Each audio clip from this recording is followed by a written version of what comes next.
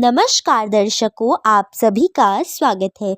आज हम बात करेंगे मोक्षदा एकादशी के बारे में, जो हिंदू कैलेंडर के अनुसार मार्गशीर्ष माह के शुक्ल पक्ष की एकादशी को मनाई जाती है।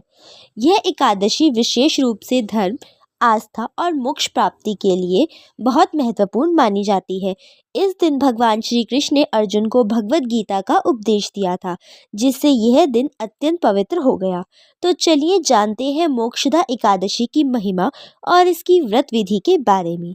मोक्षदा एकादशी का महत्व। मोक्षदा एकादशी का नाम ही इसकी महिमा को प्रकट करता है। मोक्ष का अर्थ है पापों से मुक्ति और आत्मा की शुद्धि। इस दिन भगवान श्री कृष्ण की पूजा करने से जीव को अपने कर्मों के बंधन से छुटकारा मिलता है।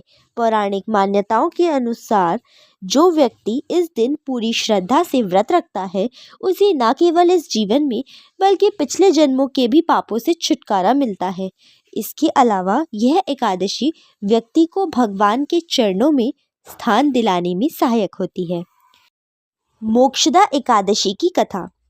एक समय की बात है, वैखानसर नगर में वैखानसक नामक एवं एक धर्मपरायण राजा राज्य करते थे। उनके शासनकाल में सभी लोग सुखी और धर्म का पालन करने वाले थे। लेकिन एक रात राजा ने स्वप्न में देखा कि उनके स्वर्गीय पिता नरक में कष्ट भोग रहे हैं। राजा ने तुरंत राजगुरु से इस स्वप्न का अर्थ पूछा। राजगुरु ने ध्यान लगाकर बताया कि आपके पिता अपने पिछले जन्म के पापों के कारण नरक में हैं। उन्हें मुक्ति दिलाने का एकमात्र उपाय है मोक्षदा एकादशी का व्रत। राजा ने तुरंत इस व्रत को करने का निश्चय किया।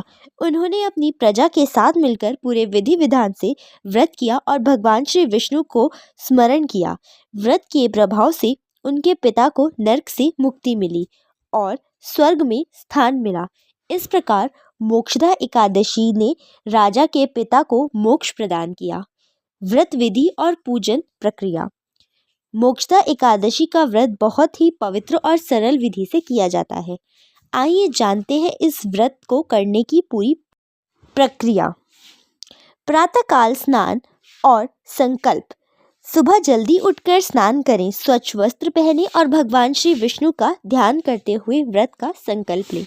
भगवान श्री विष्णु की पूजा। एकादशी के दिन भगवान श्री विष्णु की मूर्ति या तस्वीर के समक्ष दीपक जलाएं। पीला वस्त्र, तुलसी पत्र, चावल और पीले पुष्प भगवान को अर्पित करें। इस दिन भगवद गीता का पाठ अवश्य करें। यह दिन गीता जयंती के रूप में भी मनाया जाता है। उपवास। इस दिन अन्न ग्रहण नहीं करना चाहिए, केवल फलाहार करें और दिन भर भगवान का ध्यान करें। रात्रि जागरण।